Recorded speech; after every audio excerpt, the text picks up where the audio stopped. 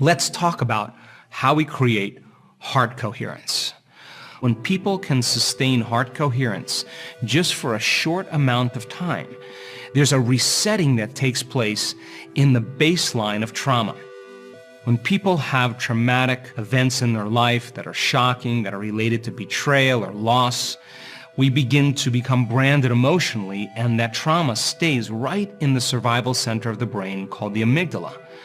But as we begin to reset our inner state and we begin to self-regulate, when the heart begins to open up and energy moves to the brain, there are fibers that run right up to the amygdala that begin to reset the baseline of trauma. In a matter of moments, the person starts to feel more like themselves. Now, elevated emotions like gratitude, love, joy, inspiration, peace, wholeness, trust, knowingness, patience, empowerment are selfless emotions that tend to open the heart. The survival emotions that we've been talking about over the last several episodes are related to those emotions of guilt and shame and unworthiness and anger and fear. They have nothing to do with heart-centered emotions. So then what if then the heart begins to become more coherent and it begins to send energy up to the brain through these fibers called afferent fibers? The vagus nerve, the primary nerve that's dominant in the parasympathetic nervous system, begins to reset the baseline of the brain, and when the heart becomes coherent, the brain becomes coherent. And when the brain starts to become coherent, the heart becomes coherent. How do we know that? Because when we look at a brain scan and we see a person beginning to become more orderly in their brain, we see the front of the brain beginning to resonate with the back of the brain. We see different communities of neurological networks beginning to form larger communities, and they begin to oscillate and resonate. And all of a sudden you see the left side of the brain talking to the right side of the brain. And if the person is connecting to that unified field, the signature of order and unity is beginning to become entrained in the nervous system. When this occurs, when you see the union of opposites, the union of polarity, the union of duality, all of a sudden when those two hemispheres come together and there's that psychic union, in that moment when the person feels whole, the heart begins to function more coherently. So then a coherent brain begins to produce a coherent heart. And a coherent heart amplifies energy and creates a coherent brain. So take a look at this person right here. Each one of these individual squares, these individual blocks, represent 5 minutes. And this is a person in a meditation, and we're asking that person to begin to elevate their emotional state. And for a little over 50 minutes, you can see from this graph that they're sustaining an extended period of time of heart coherence. Now, take a look at this last period of heart coherence. Now, this is the interesting thing. This person was not in a meditation when she was experiencing this level of heart coherence. And I asked her, what were you doing?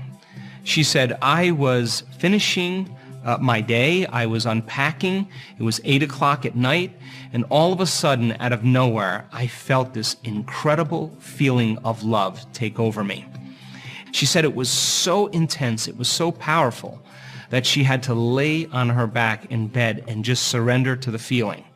And for over an hour, she's relaxing into love. And 1,400 to 1,300 different chemicals are released in this state that begin to restore and repair the body. Now, we all know what a panic attack is. When a person keeps selecting the worst case scenario in their mind, and they begin to become so preoccupied with that probable outcome that they start to feel the emotions before it happens, they're combining an image or a thought with a feeling and an emotion. And over time, they're conditioning the body to become the mind of fear. And if they do that enough times, the body is going to have a panic attack.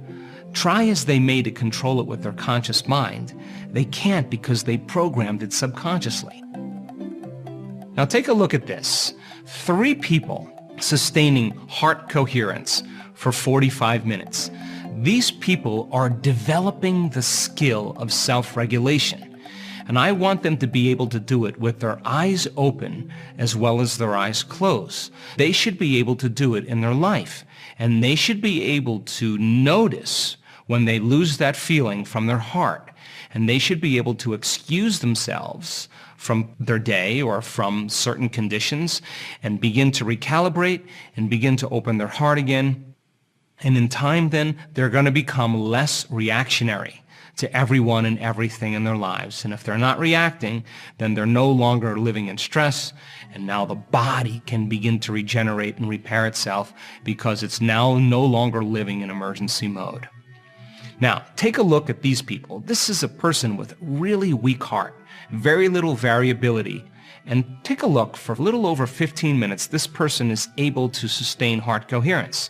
For another 8 minutes or so, they're able to do it again. And to me, this is the beginning of a person changing their biology. Now, what is the significance of creating brain and heart coherence? Think about it. When you create heart coherence, you're emitting a measurable magnetic field. When you're creating brain coherence, you can put a thought or intent on that frequency. And when you do it properly now, you are broadcasting a very coherent signature of electromagnetism all around you. Once you create a coherent signature in the brain and the heart, now like a laser, you can begin to decode information in the field. And being able to control those frequencies, or your awareness in connecting to those frequencies, now it's like having a Wi-Fi signal where you can connect to energy and information.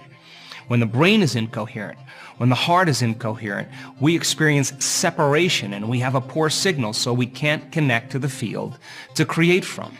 And as the person begins to trade those survival emotions like anger and fear or pain for elevated emotions like gratitude, joy, and love, and they overcome the emotions that keep them bound to their past, present reality, and there's no longer a vibrational match between anyone or anything in their life, all of a sudden, as they overcome the emotions, they're going to take their attention off the person or problem.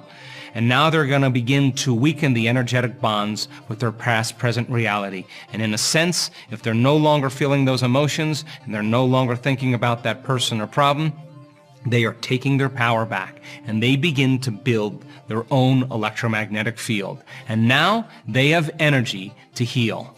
Now they have energy to create a new future with. And now they're creating no longer from lack or separation. They're creating from wholeness or oneness. In other words, when they create, they feel like it's already happening.